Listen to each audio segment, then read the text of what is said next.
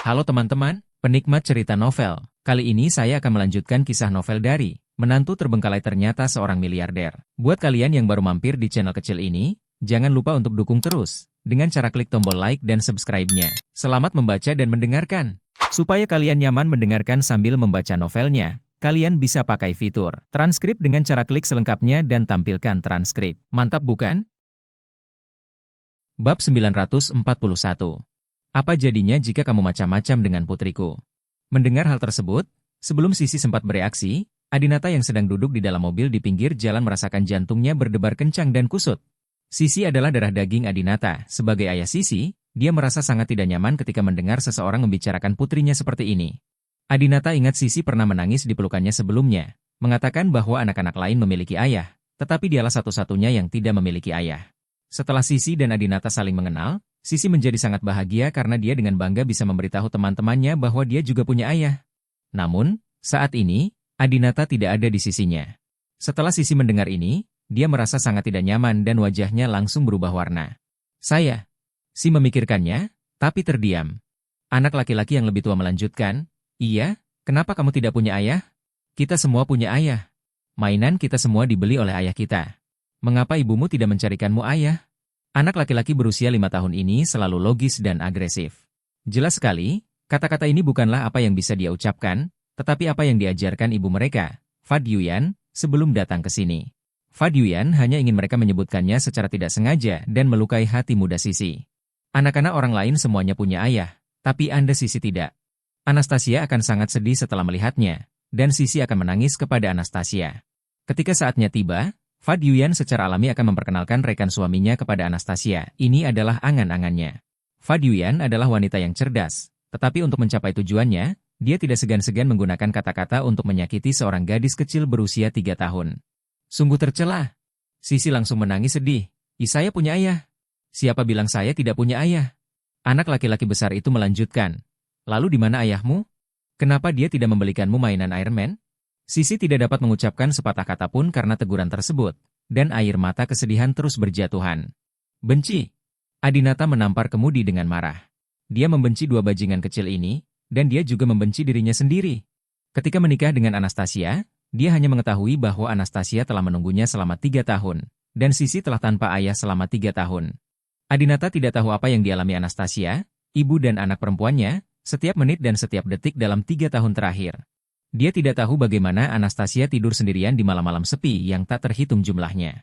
Entah betapa sedih dan sedihnya Sisi ketika dihadapkan pada anak-anak lain yang mengatakan bahwa dia tidak punya ayah. Aku tidak akan membiarkan siapapun menindas putriku seperti ini.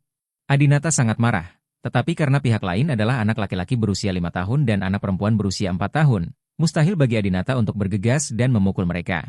Sebagai dewa, ini terlalu mengganggu.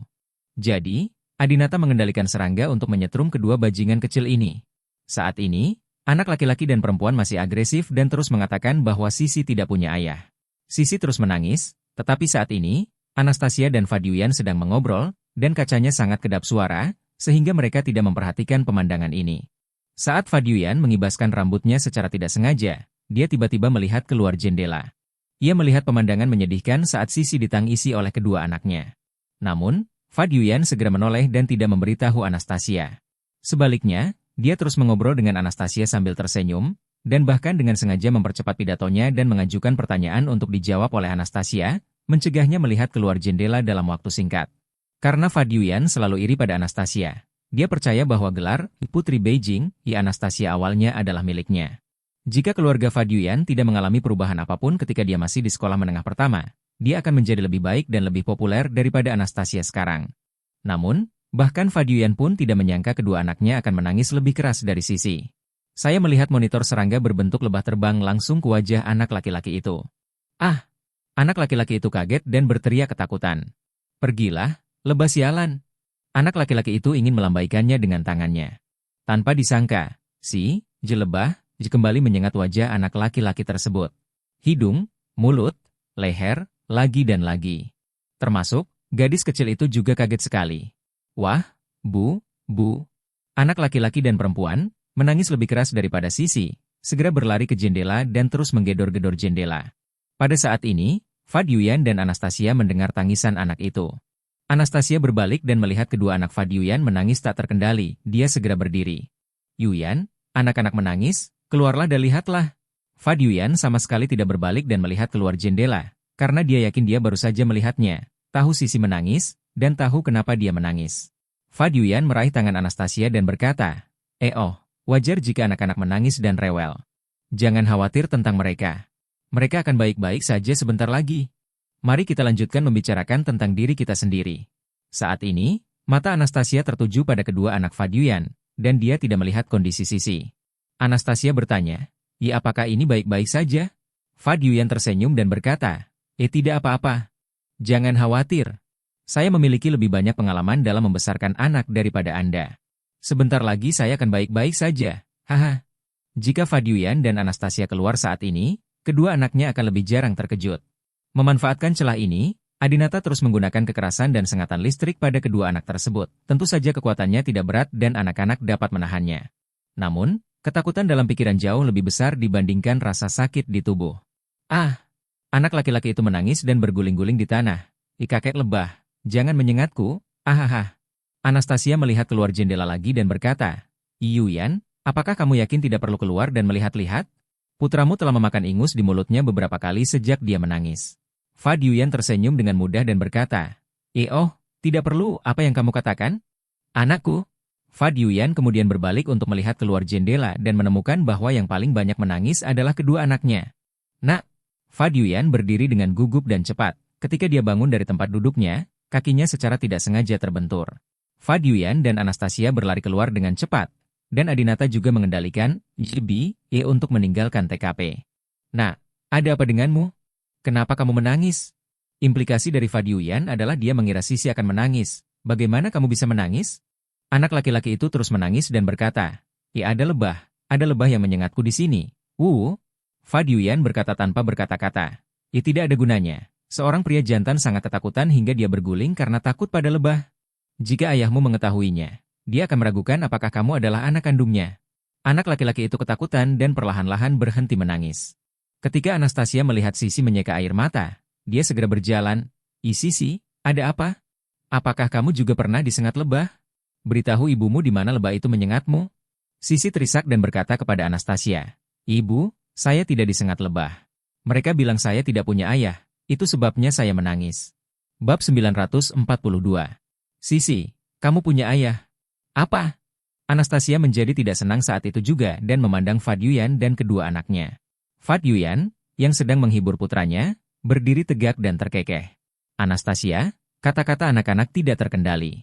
Anak-anak tidak berbicara dengan enteng atau serius. Tidakkah kamu ingin berdebat dengan kedua anak itu? Anak laki-laki yang berhenti menangis itu menunjuk ke arah Sisi dan berkata, dia hanya tidak mempunyai ayah. Kami tidak salah. Mengapa dia menangis? Alangkah baiknya jika menemukan seorang ayah. Anak laki-laki itu sangat tidak senang. Mengapa lebah hanya menyengat dia dan saudara perempuannya? Tetapi Sisi tidak. Ketiganya jelas berdiri bersama. Diam. Fa Yuyan dengan cepat memarahi putranya, tetapi dia masih memiliki keraguan tentang Anastasia. Bagaimanapun, saat ini, kekuatan keluarga sakti lebih tinggi dibandingkan dengan Fa Yuyan dan keluarga sakti Aminya. Anastasia sangat marah karena putrinya diintimidasi seperti ini. Namun, dia tidak mampu mengimbangi dua anak berusia 4 atau 5 tahun. Fa Yuyan mengambil kesempatan itu untuk mengatakan, Anastasia, tetapi jika menyangkut masalah ini, kamu benar-benar harus mencarikan ayah untuk Sisi. Sangat menyakitkan bagi seorang anak yang tidak memiliki kasih sayang ayah. Apa yang bisa diberikan seorang ayah kepada anaknya? Kami sebagai seorang wanita, tidak ada yang dapat Anda lakukan untuk menebusnya. Kebetulan suamiku punya rekan kerja yang sangat menyukaimu. Kondisinya sangat baik. Apakah kamu ingin aku mengatur agar kamu mengenalnya? Anastasia langsung menolak. Tidak perlu. Anda tidak perlu mengkhawatirkan urusan saya. Putramu disengat lebah dengan parah. Menurutku kamu harus segera membawanya ke rumah sakit. Anda. Fa Yuyan sangat tidak senang karena gadis sekolah ini begitu sombong di depannya. Dia tidak keberatan sama sekali dengan lamarannya dan langsung menolaknya tanpa memberikan wajahnya apapun. Fa Yuyan juga seorang wanita yang sangat bangga. Tanpa berkata apa-apa lagi, dia membawa anak itu dan pergi. Setelah Fa Yuyan pergi, Anastasia juga meraih tangan Sisi dan bersiap membawanya ke kedai kopi. Namun, Sisi menolak untuk pergi. Dia menangis dan berkata kepada Anastasia, saya ingin ayah saya ingin ayah saya. Di mana ayah saya? Anastasia berkata tanpa daya, Sisi, kita sudah membahas masalah ini, tolong jangan mempermalukan ibu lagi, oke? Sisi menangis dan berkata, "Ya tidak, saya ingin punya ayah. Anak-anak lain punya ayah, kenapa saya tidak?" Anastasia tidak punya pilihan selain memaksa Sisi masuk ke kedai kopi. Setelah masuk, Sisi masih berteriak-teriak memanggil ayahnya. Jadi Anastasia membaringkannya di sofa dekat jendela dan pergi ke bar. Saat ini, Anastasia tidak dapat membujuk anak itu, dan dia tidak tahu bagaimana cara memberitahu anak itu tentang ayahnya. Dia hanya bisa membiarkannya mencernanya sendiri, dan mungkin dia akan berhenti menangis setelah menangis beberapa saat. Melihat Sisi menangis sepanjang waktu, Adinata tidak tahan. Ini hartanya, tangisan Sisi membuat Adinata merasa sangat tertekan. Namun, Adinata tidak bisa pergi menemui ibu dan anak perempuan mereka sekarang. Jika tidak, waktunya akan terganggu. Adinata berpikir sejenak dan memutuskan untuk mengendalikan untuk berbicara dengan Sisi. Kebetulan Anastasia pergi ke toilet saat ini. Bas, ledakan, ledakan. Adinata mengendalikan, belebah, di luar jendela dan terus memukul jendela. Sisi yang sedang duduk di dekat jendela langsung berhenti menangis dan memandang keluar jendela karena terkejut melihat lebah yang terus menghantam jendela. Ah, itu lebah. Lebah yang baru saja menyengat. Sisi juga tampak ketakutan. Sisi. Adinata memasang mikrofon mini pada untuk mengirimkan suaranya. Sisi mendengar suara samar datang dari luar jendela, namun dia tidak menyangka suara itu berasal dari lebah. Apa yang harus aku lakukan jika lebah itu ingin masuk? Haruskah aku membiarkannya masuk? Sisi sangat cerdas dan tahu bahwa gerakan Bi berusaha membuatnya membuka jendela. Sisi menelan ludahnya, berdiri di sofa dengan kakinya, bersandar ke jendela dan berkata kepada Bi, "Ya, apakah kamu ingin masuk?" Lebah mengangguk. Ah, ia mengangguk. Sisi kagum dan bahkan lebah pun mengangguk. Ia bisa memahami dirinya sendiri. Sisi merasa seperti pahlawan di beberapa kartun atau film Marvel. Pada usia ini, Sisi penuh rasa ingin tahu tentang segala hal dan belum yakin akan segala hal seperti orang dewasa. Lebah mengangguk, lebah berbicara, merupakan hal yang menakutkan bagi orang dewasa. Tapi untuk anak seperti dia, itu tidak terlalu menakutkan. Sisi melebarkan matanya dengan sangat manis dan berkata kepada lebah, "Jika aku membiarkanmu masuk, maukah kamu menyengatku?" Lebah menggelengkan kepalanya. Sisi masih tidak membuka jendela dan terus bertanya, Kalau begitu, maukah kamu menyengat ibuku?" Lebah menggelengkan kepalanya lagi. Sisi melanjutkan, "Jika kamu ingin menyengat seseorang, sengat saja aku. Jangan menyengat ibuku. Ibuku sakit, jadi jangan menyengatnya, oke?" Mendengar Sisi mengatakan ini, hidung Adinata terasa sakit dan air mata mengalir. Adinata telah mengalami begitu banyak pertarungan hidup dan mati, dan telah mengungkap rahasia terbesar di dunia, bahkan melintasi ruang dan waktu. Namun, dia telah mengalami begitu banyak kesulitan di masa lalu, namun tidak ada satupun yang membuatnya menitikkan air mata. Sebaliknya, kata-kata santai Sisilah yang membuat Adinata menangis. Sisi benar-benar terlalu peka. Adinata ingat ketika Sisi pergi ke rumah Li Chengjie, dia dianiaya di sana. Untuk mencegah Li Chengjie memandang rendah Adinata, Sisi bersikeras jongkok sampai dia pingsan. Dia tahu jika dia tidak bisa bertahan, itu berarti ayahnya tidak berguna. Agar orang lain menganggap ayahnya tinggi, dia bertarung dengan tubuh lemahnya. "Aku tidak bisa membiarkan putriku menderita. Aku ingin putriku mendapatkan segalanya."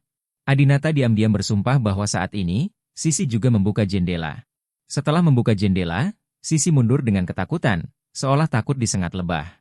Namun, melihat lebah itu sangat bersahabat dan terbang tak bergerak di udara, Sisi mengambil satu langkah lebih dekat.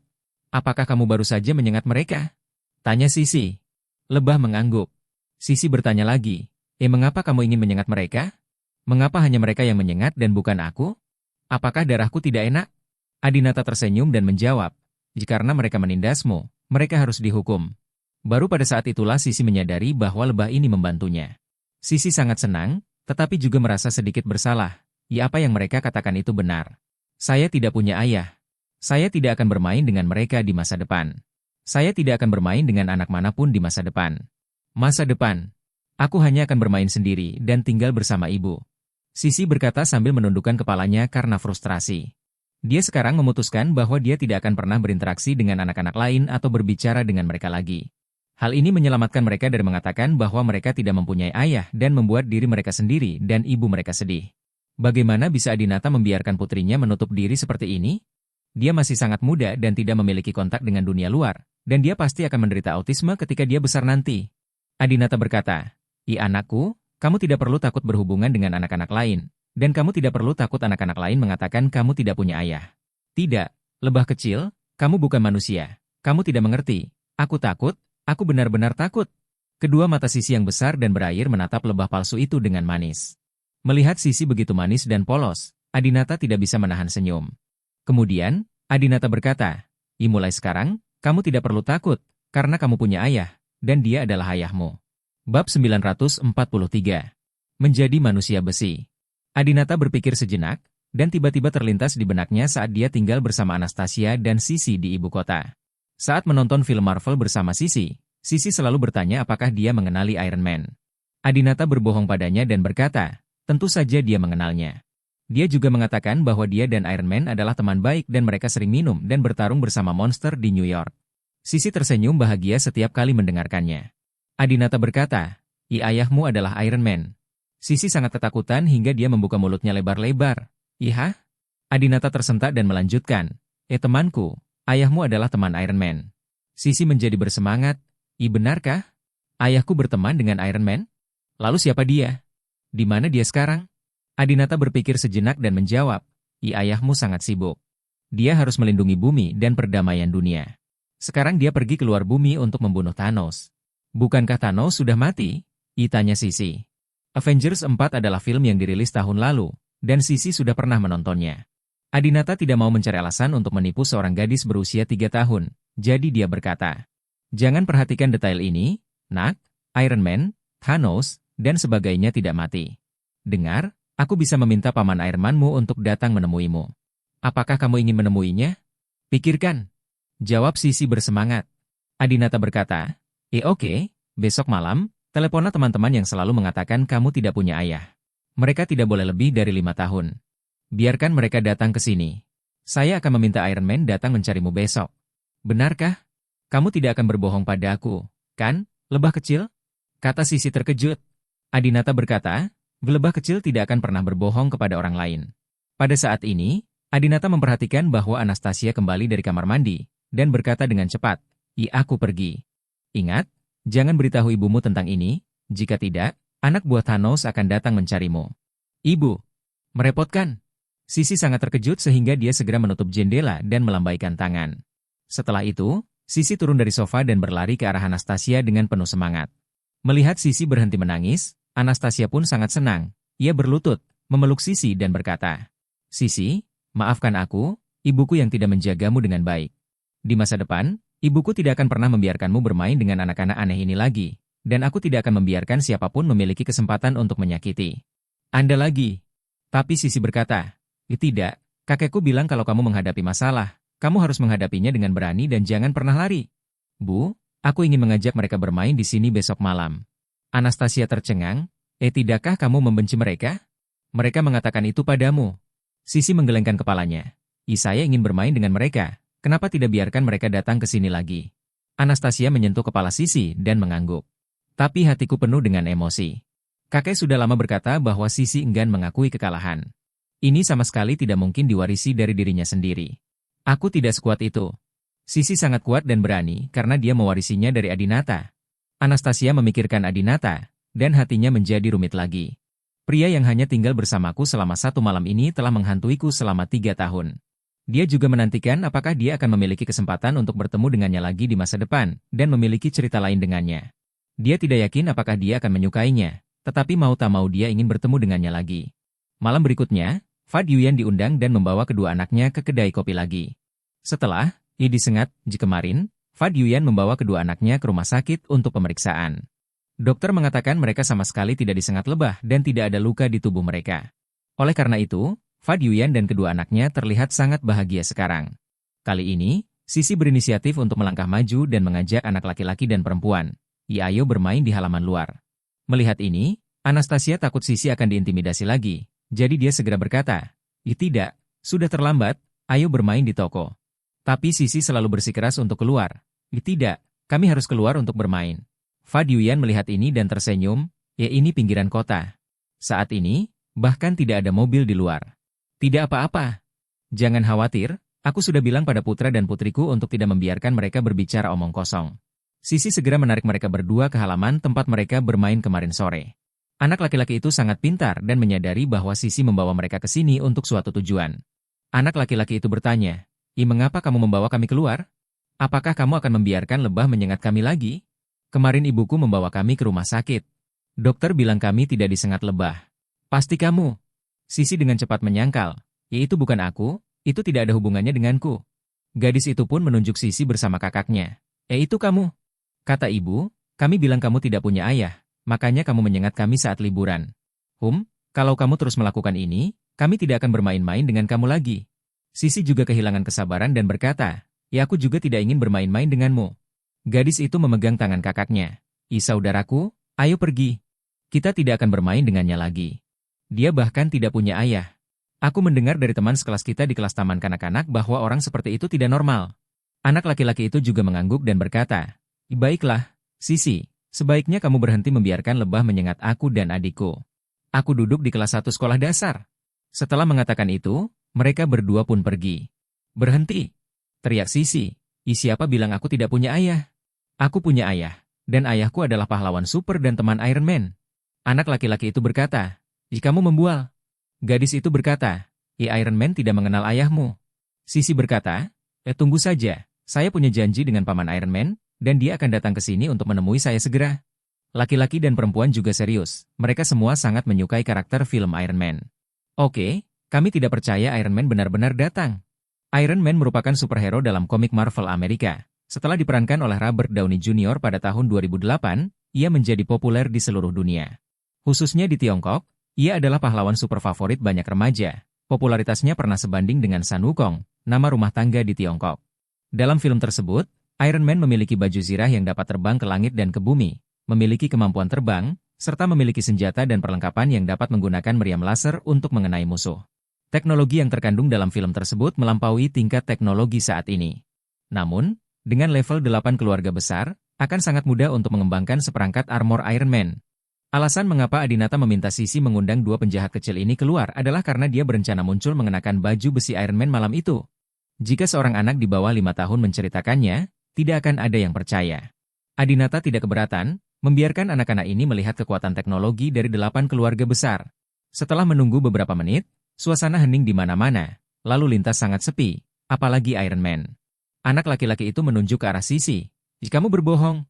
Guru berkata bahwa teman sekelas yang berbohong bukanlah teman sekelas yang baik, dan kamu bukan teman sekelas yang baik. Aku tidak akan pernah bermain denganmu lagi. Pada saat ini, tiba-tiba terdengar suara gemuruh di langit. Saya melihat seorang pria mengenakan baju besi merah tiba-tiba terbang turun dari langit. Pria ini terlihat persis seperti Iron Man di film. Manusia besi. Laki-laki dan perempuan semuanya terkejut. Bab 944. Melampiaskan amarahmu pada Sisi. Mengenakan baju besi Iron Man tidak lain adalah ayah Sisi, Adinata. Armor, Iron Man, ini adalah replika sempurna satu dari armor model Mark 46 di film. Orang yang mengembangkan baju besi ini tidak lain adalah Huo Yingliang dari keluarga Brahma Chen. Ketika Anastasia pergi ke Inggris, dia juga bertemu dengan Huo Yingliang, seorang pria parubaya yang sangat unik. Putri Huo Yingliang, Helen, juga mengobati penyakit Anastasia, mengubahnya dari tergila, gila pada Adinata menjadi seperti wanita biasa lainnya. Huo Yingliang dan Stanley, penulis Iron Man, telah berteman selama bertahun-tahun, dan mereka juga sangat menyukai karakter Iron Man. Oleh karena itu, dia memutuskan untuk membuat baju besi Iron Man dengan bantuan penelitian ilmiah keluarga Brahma. Baju Iron Man ini juga bisa membawa orang, namun tidak sekuat di film dan bisa terbang keluar dari bumi. Armor ini dapat terbang paling lama 1 atau 200 km sebelum perlu diisi ulang, dan kecepatannya tidak boleh terlalu cepat. Sedangkan untuk senjatanya tidak bisa dibandingkan dengan yang ada di film. Yang ada hanyalah senjata sederhana. Karena begitu keluarga rahasia memulai perang, mereka akan langsung menggunakan senjata meteorologi, senjata biologi dan kimia, atau meriam laser. Tidak perlu berinvestasi terlalu banyak dalam penelitian dan pengembangan baju besi berawak. Namun bagi Adinata, dia tidak perlu menggunakan terlalu banyak fungsi. Selama dia bisa terbang dan membiarkan Sisi dan teman-temannya mengira dialah Iron Man yang sebenarnya. Adinata mengenakan baju perang, dan topeng di baju perang itu benar-benar menutupi wajahnya. Dia mendekati Sisi dan dua anak lainnya selangkah demi selangkah, tetapi mereka tidak takut sama sekali, melainkan bahagia. Jika itu adalah orang dewasa, melihat benda seperti itu terbang turun dari langit, dia akan sangat takut hingga dia akan melarikan diri. Gadis itu bertepuk tangan dengan gembira. Iron Man? Ini benar-benar Iron Man. Apakah kamu belum mati? Kamu belum mati. Bocah itu juga berteriak kaget. Aku mencintaimu, Iron Man. Kamu adalah idolaku. Apakah kamu nama asli Iron Man Tony Stark? Adinata mengabaikan kedua penggemar film ini dan berjalan menuju Sisi. Sisi juga terlalu bersemangat untuk berbicara, dia begitu bersemangat hingga jantungnya berdebar kencang. Kami datang. Paman Iron Man benar-benar ada di sini. Lebah kecil tidak berbohong padaku. Adinata memandang Sisi dan bertanya dengan suara yang sangat lembut. Ya, apakah kamu putri dari teman baikku, Sisi? Sisi mengangguk. Saya Sisi. Apakah ayah saya benar-benar teman baik Anda, Paman Iron Man? Adinata mengangguk. Iya, ayahmu adalah pahlawan super yang lebih kuat dariku. Aku sangat beruntung bisa berteman dengan ayahmu. Sisi dan anak laki-laki serta perempuan di sampingnya semuanya ketakutan. Apakah kamu punya ayah? Apakah ayahmu seorang pahlawan super? Apakah dia teman Iron Man? Anak laki-laki itu memandang Sisi dengan tidak percaya. Adinata mendengus dingin dan berkata kepada Sisi. Sisi, aku mendengar dari Little Bee bahwa beberapa orang mengatakan kamu tidak memiliki ayah dan menindasmu. Jadi aku terbang kembali ke bumi dari planet yang sangat jauh untuk melayanimu. Lepas landas nafasmu. Apakah kedua orang ini mengatakan bahwa kamu tidak punya ayah? Mendengar hal tersebut, anak laki-laki dan perempuan kecil itu begitu ketakutan hingga mereka langsung berlutut di tanah. Kedua anak ini, terutama anak laki-laki yang duduk di bangku kelas 1, memiliki hubungan yang kuat karena pekerjaan khusus ayahnya, dan tidak ada yang berani macam-macam dengan mereka.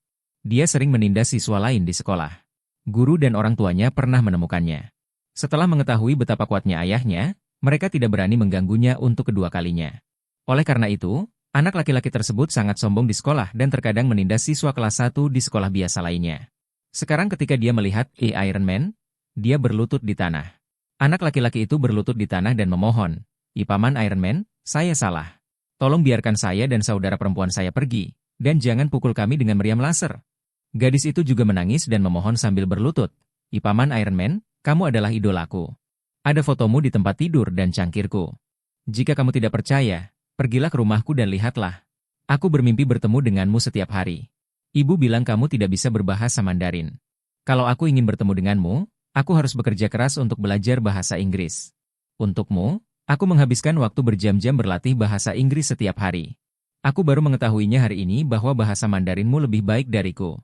Wow, Bu, kamu pembohong. Adinata, teman baik, apakah semua anak di bawah usia 5 tahun memiliki IQ setinggi itu? Saat berbicara dengan Iron Man, semua orang tahu bahwa lawan bicaranya harus berbicara bahasa Inggris. Adinata telah menggunakan begitu banyak identitas dan menipu banyak orang. Tentu saja dia tahu bahwa bahasa Inggris adalah cara terbaik untuk berbicara. Bukankah dia takut mereka tidak mengerti? Anak laki-laki itu juga menangis dan berkata, jangan bunuh kami. Kami tidak ingin mengatakan ini tentang Sisi. Ibu kamilah yang mengajari kami mengatakannya. Gadis itu juga mengangguk. Ibu menyuruh kami mengatakannya, dan dia mengajari kami beberapa kali di rumah. Apa? Adinata awalnya ingin datang ke sini untuk menakut-nakuti anak-anak ini, tetapi dia tidak akan menghukum mereka. Jika Adinata ingin mengajar anak-anak yang berusia kurang dari 5 tahun, jika beritanya tersebar, bukankah dia akan kehilangan statusnya sebagai dewa? Saya pikir itu hanya serangan yang tidak disengaja oleh seorang anak nakal, tetapi sekarang saya tahu bahwa ternyata ibu mereka, Fa Yuyan, yang secara khusus memerintahkannya. Sialan. Wanita jalang ini. Dia terlihat sangat anggun dan sombong. Saat berbicara dengan Anastasia, dia bertingkah seperti kakak perempuan. Kupikir dia adalah seorang wanita bangsawan. Saya tidak menyangka dia akan begitu tercela dan berbahaya, memerintahkan seorang anak untuk menyerang putri saya dan menyakiti putri saya. Adinata sangat marah. Dia tidak bisa membalas dendam terhadap sepasang anak yang berusia kurang dari 5 tahun. Namun, sebagai wanita yang hampir berusia 30 tahun, Fa Yuyan harus menanggung murka Adinata dari para dewa. Namun, Fa Yuyan tetaplah seorang wanita, dan kejahatannya tidak terlalu serius. Tidak mungkin Adinata memukul atau membunuhnya. Saya melihat Adinata mengeluarkan pil dari sakunya. Ini obat pencahar yang tidak berwarna dan tidak berbau. Setelah Fa Yuyan meminumnya, dia bisa tinggal di toilet malam ini tanpa keluar. Adinata menyerahkan obat itu kepada anak laki-laki itu. Jika kamu tidak ingin aku membunuhmu, masukkan obat ini ke dalam cangkir yang diminum ibumu. Jangan khawatir, ini tidak akan membunuh ibumu, hanya akan membuatnya diare beberapa kali. Ini bisa dianggap sebagai hukumanmu. Anak laki-laki itu meminum obatnya dan mengangguk. Saya akan meminumnya ketika saya sampai di rumah pada malam hari. Adinata sedikit terkejut, apakah anak laki-laki ini adalah anak kandung ibunya? Mengapa Anda setuju dengan senang hati? Jika itu Sisi, dia pasti tidak akan mau melakukan ini. Gadis itu bertanya, Paman Iron Man, bisakah kamu memaafkan kami sekarang? Adinata berkata, tidak penting apakah aku memaafkanmu. Yang penting adalah Sisi, apakah aku memaafkanmu atau tidak. Anak laki-laki dan perempuan semua berlutut di hadapan Sisi. Saudari Sisi, mohon maafkan kami. Kami tidak tahu ayahmu adalah seorang pahlawan super dan teman Iron Man. Kami salah. Kami tidak pernah berani melakukannya lagi. Mari kita bicara tentangmu lagi. Sisi sangat senang dan berkata sambil tersenyum, kalau begitu, apakah kamu masih pergi? Apakah kamu masih ingin bermain denganku? Keduanya berkata serempak. Mainkan, kami akan menjadi pengikut kecilmu mulai sekarang, dan kamu akan menjadi tuan kami, bos kami. Bab 945. Han Xiaozong melakukan perjalanan kembali ke masa lalu. Sisi tersenyum bahagia, ini pertama kalinya dia merasa dikagumi oleh seseorang. Melihat Sisi bahagia, Adinata merasakan hangat dan nyaman di hatinya. Bepergian kembali ke 2 tahun lalu, mampu memberikan sedikit pun kebahagiaan kepada putri yang tidak dia kenali adalah hal yang sangat dikejar Adinata. Anak laki-laki dan perempuan, setelah mendapatkan pengampunan Sisi, menatap Adinata lagi. Paman Iron Man, bisakah kami dan Sister Sisi menjadi pahlawan super sepertimu di masa depan dan melindungi bumi? Bocah itu bertanya dengan polos. Seorang anak laki-laki berusia 5 tahun masih belum begitu memahami perbedaan antara kenyataan dan dunia. Terlebih lagi, dunia Marvel awalnya didasarkan pada dunia nyata sehingga semakin membingungkan. Adinata ingat menonton kartun Slam Dunk bersama Tian Brahma ketika dia masih kecil. Tian Brahma mengatakan ini adalah karakter kartun dan palsu. Namun, Adinata yang berusia 5 tahun merasa bahwa karakter tersebut nyata. Ini masih berupa kartun, dan anak laki-laki dan perempuan di depan mereka sedang menonton film, versi kehidupan nyata. Adinata berkata kepada anak laki-laki itu, "Ya, apakah kalian berdua dari Tianhai?" Keduanya mengangguk. Adinata melanjutkan, Sisi baru saja datang ke Tianhai dan tidak punya banyak teman. Dia mungkin sedikit bosan di sini. Saat dia bosan, kamu harus datang untuk bermain dengannya dan menghilangkan kebosanannya. Jika anak lain menindasnya, kamu harus membantunya berdiri, tahu? Adinata tidak bisa mengawasi Sisi sepanjang waktu, jadi cara terbaik adalah mencari sekelompok pengawal dan pengikut Sisi. Kedua anak ini adalah kandidat terbaik. Anak laki-laki itu segera berjanji, saya tahu, Paman Iron Man." Saat ini, Adinata tiba-tiba mendengar langkah kaki. Saat dia mendarat tadi, dia menyemprotkan udara dingin ke kaca kafe, menghalangi pandangan ke dalam. Jangan biarkan Anastasia dan Fadyuan melihat penampilanmu. Mungkin, mereka berdua sudah mengetahui hal ini sekarang, jadi mereka keluar secara khusus. Adinata dengan cepat berkata, oke, aku masih ingin membunuh Thanos dan menjaga perdamaian dunia, jadi aku tidak akan berbicara denganmu lagi. Aku pergi. Tunggu sebentar. Sisi meraih tangan Adinata, mengangkat kepalanya, dan berkata kepada Adinata dengan emosional. Aku punya sesuatu yang aku ingin Paman Iron Man bawakan untuk ayahku. Adinata juga sangat bersemangat dan gugup, dia menantikan apa yang ingin Sisi katakan kepadanya. Namun ketika memikirkan tidak memenuhi tanggung jawabnya sebagai seorang ayah dalam 3 tahun terakhir, ia takut mendengarkan, takut Sisi akan memarahinya. Dia memarahinya karena tidak peduli padanya dan ibunya, memarahinya karena tidak bertanggung jawab. Dia bahkan mengatakan bahwa meskipun dia kembali, dia tidak akan mengenalinya.